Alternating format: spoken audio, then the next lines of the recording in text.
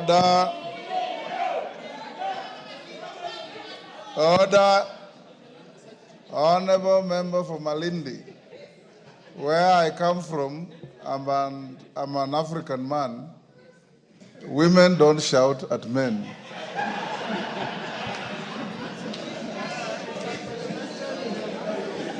And besides that, it is unparliamentary for any one of us to shout at anybody. Honorable members, before I usher the minister to the floor, let's do first reading at order 14 and 15. Order number 14, the Kenya Roads Amendment number 2 Bill, National Assembly Bill number 16 of 2025, first reading. A bill for an act of parliament to amend the Kenya Roads Act. Order number 15, the Public Service Human Resource Management Bill, National Assembly Bill number 51 of 2024, first reading. A bill for an act of parliament to make provisions for uniform norms and standards of human resource management in the public service and for connected purposes. Thank you, honorable members. Honorable members, we have the Cabinet Secretary for National Treasury coming to this House on my direction following a point of order raised by the Member of Parliament for Bumula, which was joined in by several of you on the fate and status of disbursement of NGCDF funds and to some extent the National Affirmative Action Funds called NGAF. But the front banner is CDF. Honorable members, I may recall to the House that sometime in December last year, before our break, the CS, who is a former distinguished member of this House, having been a minority leader, chair of several important committees, including PAC, and a distinguished economist in his own right, came to the Speaker's office and gave me a breakdown on how he's going to disburse CDF, and I allowed him for that. When we had our midterm retreat in Naivasha, we also invited the CS, and he graciously came and engaged all of you on this very important issue. Today, Honorable Minister, you are here, and I'll give the House 30 minutes to deal with this issue, to give a full, candid statement on the status of disbursement of these funds and the future conduct on how these funds will be disbursed to constituencies. These funds, members, are not your funds. They are funds of the people of Kenya. And when they go to the constituencies, they serve the people of Kenya. And this is one of the most revolutionary, devolved function that we have ever had in this country. We will therefore, and I want to encourage you members, hear the minister's statement in absolute silence. Once he finishes, I will allow the member who raised the point of order, the first bite, and then allow a few members to ask clarifications or questions. And once we finish and we are satisfied, we'll let the minister go back to his office. Minister, welcome, and you can now take the podium. Thank you very much, Mr. Speaker. Mr. Speaker, together with the members of the National Assembly of the Republic of Kenya, my former colleagues, let me first take this opportunity, Mr. Speaker, to thank you for indulging me and inviting me to come here and talk to a matter of national importance. And I want to agree with you, Mr. Speaker, that National Government Constituency Development Fund has been a revolutionary fund in this country. And I want to also associate myself that this government supports devolution and devolution of resources. Devolution not in the sense of just county governments, but devolution of resources. And CDF, there cannot be any other better fund that is well devolved than, yes, you can use different terminology, decentralized, devolved, but the fact is that money goes to the grassroots. And so I still remain committed to devolution of resources and support to the National Government Constituency Development Fund and the National Government Affirmative Action Fund. Having said that, Mr. Speaker, at the policy level, I want to reiterate that we have a strategy on how to release exchequer, especially on devolved resources. Mr. Speaker, being a former member of this parliament, and it is not long ago that I was here, and I've been here for 17 years, and appreciating the role that CDF plays in our economic development and a support to various social aspects of the society, including supporting education of our children, I voluntarily came to your office without any invitation on a date I can't remember in December to discuss with you the challenges of the release of funds to the national government. It was on 5th December. It was on 5th December. Thank you, Mr. Speaker. And so when I came, we discussed, and I clearly took notes that we have not been able, or we were not able at that time to release constituency development funds to the constituencies as should be done. So I proposed a schedule on how the funds were going to be released. And so, Mr. Speaker, I just want to discuss with the members what has happened in terms of the release of these funds before I explain the challenges that probably we have encountered. First, Mr. Speaker, when I came, and this House will remember that there was carryover of CDF from the last financial year, money that was not disbursed, money that was appropriated to the National Government Constituency Development Fund, but was not disbursed. So for the 23-24 financial year, out of the total 57 billion, 931,500,000, only 44.4 billion was disbursed.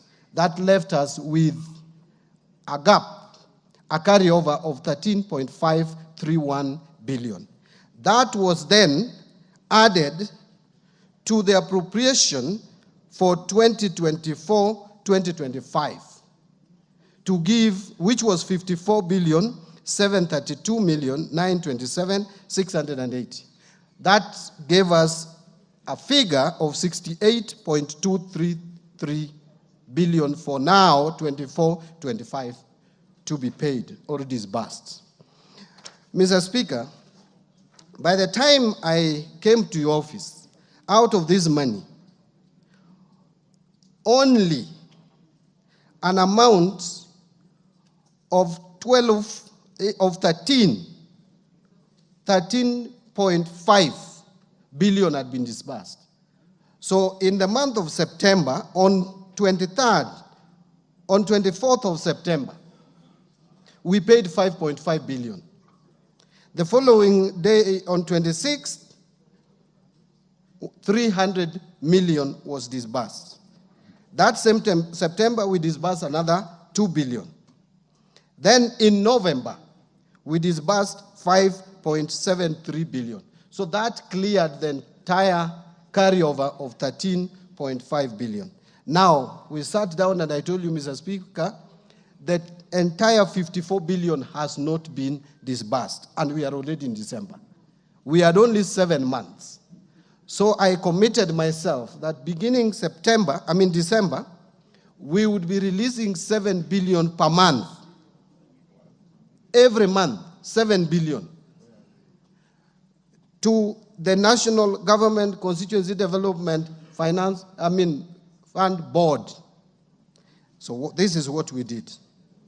On 13th December, after coming to your office, the National Treasury released 7 billion shillings. On 20th of February, we again released another 7 billion. Now, you will note that we did not release any money in January. And I will come back to the reasons. In the month of March, again, after releasing the money for February of 7 billion, again we defaulted in February. Now, in March, we defaulted in March. So, Mr. Speaker, in the month of April, and that is not long ago, that is actually today,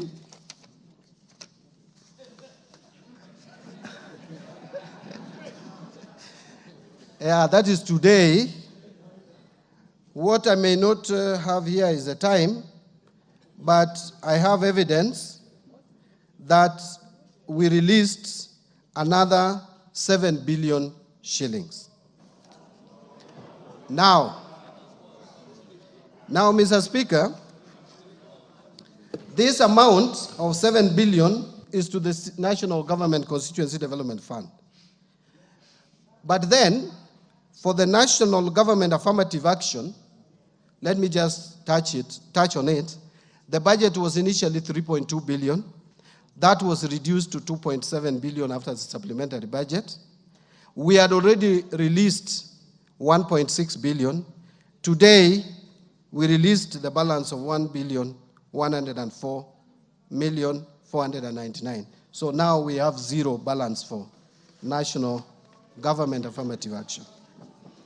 And one would ask why, I looked at the amount and it looked too little to split again. Now, let me come back to the National Government Constituency Development Fund.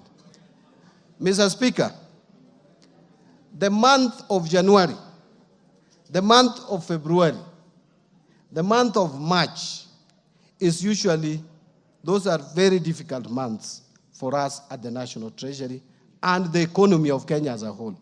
I want to explain to my colleagues that these are the months. First, you must pay capitation to schools in the first term.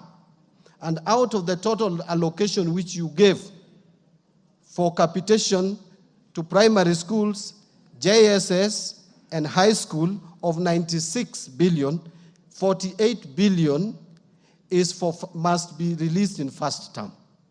And that we did in total. We released 48 billion. Now, this second term, we will have to release another 14 billion, and then third term, another 14 billion to complete, 24 billion, another 24 billion. The same month of January, Mr. Speaker, this is the time that you pay most of the loans, especially the loans which we took, bilateral loan we took from China to pay for SGR. This is the month that we paid on 16th of January, 10.6 billion for foreign payments. The same January 17th, we paid another 59 billion. I want to jump other small amounts and indicate the same January on 24th, we paid 3 billion. The same January on 21st, we paid 1.1 billion. So if you add the total amount that we paid for loans in January alone is 75 billion. You pay 75 billion, and you pay salary of 80 billion. Our salary wage bill has moved from 75 billion, the way it was in December, to 80 billion per month in January. Why? One, we onboarded JSS teachers at enhanced salaries. Omboko Mlemba, Honorable, with his team, agitated for salary increment, which they deserve, and they got it. We also had to adjust the salary of our disciplined forces. We also had to adjust the salary of lecturers who are in the streets with 4.3 billion. Now, that has pushed our salary figures to 80. Now, 80 added to 75, that is already 150 billion. I will tell you, you have not released any money to counties, and you have not released any money to CDF, and you have not released any money for any operations. Now, that tells you that the commitment we have in January is that high. In February, again, the story is the same. And I will tell you that in the month of February, we had a T-bill redemption, treasury bond, not bill, redemption of 51 billion. And redemption is redemption. You pay, it's not rollover. The month of April today, we have on 7th paid a treasury bond of 90 billion, 90.99 billion 100. So what am I saying in short? What I'm saying in short is that, honorable members, is not that National Treasury does not want to honor commitments that I make to this House. But sometimes you have to balance the needs that come before you. We all know that we had to struggle after the Gen Z's agitation. This economy was shut for almost 2 months. That affected revenue collection. But worse still is that external finances, we have not been able to receive external finances until now. Fortunately, now the doors are opening for external resources. Actually, when I gave this commitment in December, I was very sure that we were going to get external resources by February, March. Unfortunately, that has delayed. And let me just give you some examples. One, on IMF program, you know the 7th and 8th review delayed. 7th review was supposed to come in March. It didn't happen last year. May, it didn't happen. July, that didn't happen. September, it didn't happen. It happened in November, and that is the time we combined 7th and 8th review and got payment from IMF. After that, to prepare for the 9th review, it was not practical for us. So we mutually agreed to let go the 9th review and start another program. So the money that we were to get from IMF of 764 million US dollars, which is almost 100 billion shillings, that one is not coming. So we had to adjust. Now the World Bank disbursement of 600 million is coming in June.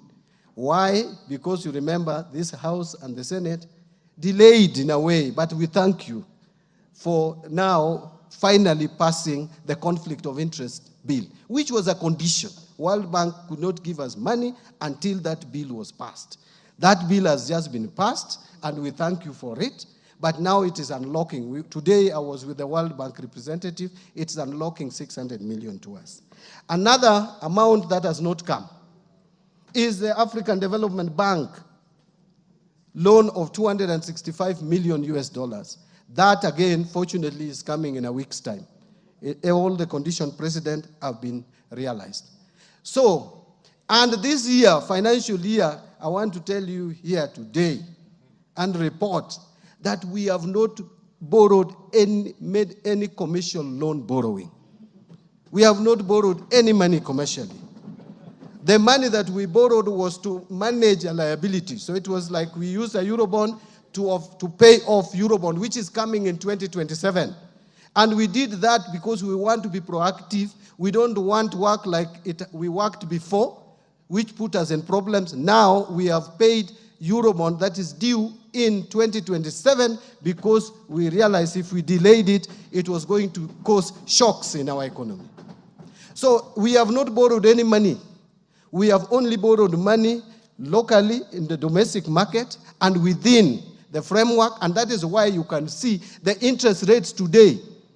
1 year ago, the 91-day treasury bill was selling at 16%. Today it is 8.5% because of being careful, borrowing, with caution, that we don't just go to the market. So let me come back to the issue of NGCDF. Honorable members, we have 2 months that we have defaulted now. If you take, and by the way, Mr. Speaker, this I can table, so that I can demonstrate, because I think my credibility went down a bit. So I can hear a lot, but so this is evidence that we have transferred 7 billion. So this is my commitment. My commitment is that, and by the way, we also have other very pressing demands on Exchequer. One of them is also the transfers to counties. Counties also, we have not paid February, March. I want to assume I didn't hear that. But then I want to give a commitment again, because you can see that we have the intention to make sure that there is money released to NGCDF. I want to give a commitment that in the course of this April, we will give again another 7 billion. So that I am in this month, so that I cannot promise next week, because next week we are paying salaries. We must start paying salaries, but I will make sure that we release another 7 billion to the board, so that we only have 1 month in default or 1 month in arrears. Colleagues, I want to repeat again. If there is anything that under my watch as a minister is not done for National Government Constituency Development Fund, it is not intentional. It is because at times the pressure is too much. Sometimes you have to balance between paying the debts, which you must pay, because if you don't pay debt, by the way, there will be no economy. So we must pay our debts. We must release money to CDF. We must release money to education. We must release money for security. Sometimes we take security for granted when we boast of numbers of tourism rising. We don't know how much threat has been dealt with out there. So we must support our security. Let me conclude, Mr. Speaker, because I know there will be further questions, and ask that we have and plead that as leaders, people out there may not like us. They may say all sorts of things, but we are still their leaders. And therefore, I am just appealing that we are all privileged. We need to be sometimes a little bit cautious. I listened to one of us argue that this country is likely to be taken to pari, that we are likely to default in debt payment. That is irresponsible statement. It is irresponsible, it can cause panic, and it should not come from someone who has chaired Budget and Appropriations Committee. Let me tell you, yes, there were times when we had challenges, but where we are, we don't have a problem with debt sustainability. The numbers are there. The figures are there. Even the IMF has the figures. World Bank has figures. We have been rated out there. The problem we have is about liquidity. Loans were taken at a particular point of time. Most of them are maturing between now and 2032. That is why we have the pressure. After 2032, you go and look at our books, and they're public. From 2034 to 2048, we don't have any loan to pay. There is no external loan to pay around that time, whether bilateral, whether commercial, multilateral. We don't have much loans. But between now and 2032, we must work together. This House has a responsibility. Treasury has a responsibility. Executive has a responsibility. We must work together to steady our economy. And that is why some of us were taken to the executive as experts to make sure that we steer the ship. So don't discourage. This process will continue. I am committed to it. There is no time we will default in our loan repayment. This country is strong economically. It is the strongest economy in the region. So let nobody scare people that Kenya is going to default. We may be struggling. But let me ask you, have we failed to pay salaries? No. Have we failed to pay capitation to schools? We paid in full. Are we not meeting our expenditures for security and other matters? Yes. Are we going to release the entire CDF for development of our infrastructure in schools and security and pay bursary? Yes. Are we going to pay money to our counties? Yes.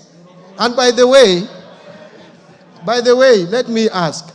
I have been in this house with you, and I used to sit there. That is my corner. I hope you reserve it for me. I will come back there maybe one time. This is not the first time we have had a delay. In fact, if you look at last financial year, it was worse. The last financial year was worse. And I'm committing to you, you will not have problems. I know there is bursary issues. We have released the 7 billion. I want to try release another 7 billion before schools open end of this month, so that you sort out the bursary and make sure that the balance we don't carry over to 2025, 2026. That is what I'm working on. Thank you very much, Mr. Speaker. I know I took longer than I should have taken, but now I can allow my colleagues, and I can take my water if you give me a bottle of water. Thank you very much. Order, honorable members. Order. Order, honorable members. Honorable members, the document provided by the minister, which I find authentic, indicates that today, for NGAF, an amount of 1,104,499,800 was released to the State Department for Gender. That is the route through which that money is ordinarily paid. And an amount of 7 billion was released to the State Department for Economic Planning. That is the route through which CDF is paid on its way to the board. The minister has also told you, and we will hold him to it, that before the close of the month, we have only 12 days to go, or thereabouts. He will pay another 7 billion. I'll now give Jack Wamboka the first opportunity to ask any clarification. Honorable Speaker,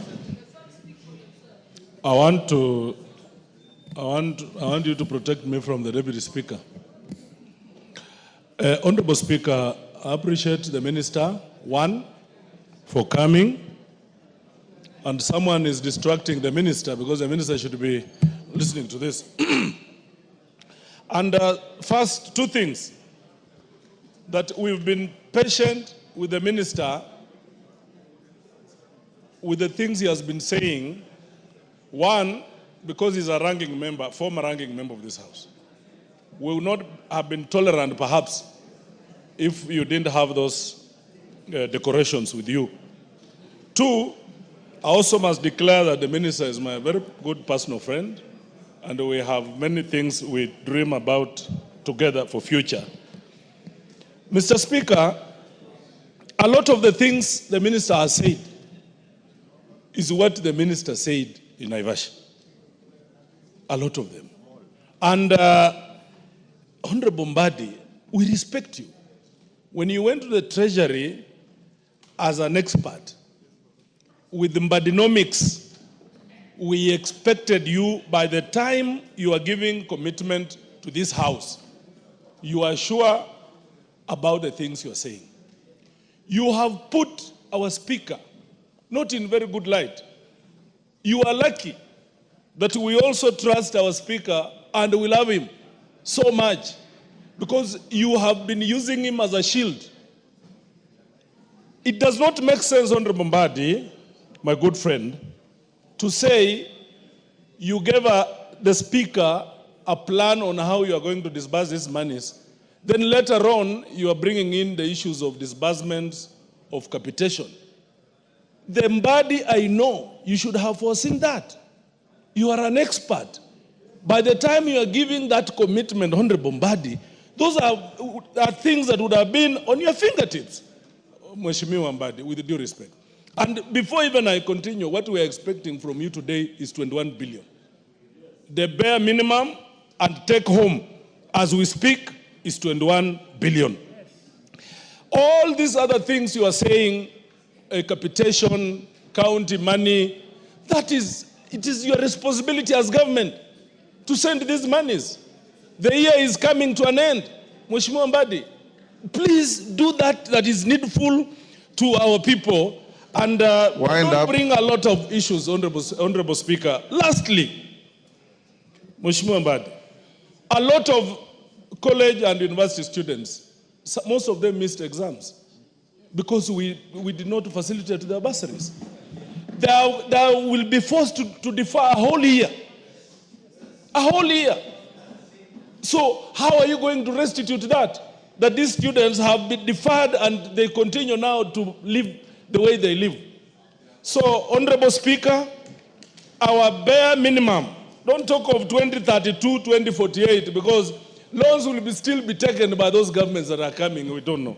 Because these are things now that we are tired of. We are speaking about now, and we have a lot of trust in you, Mheshimiwa Mbadi. I particularly know you and particularly know that you can deliver better.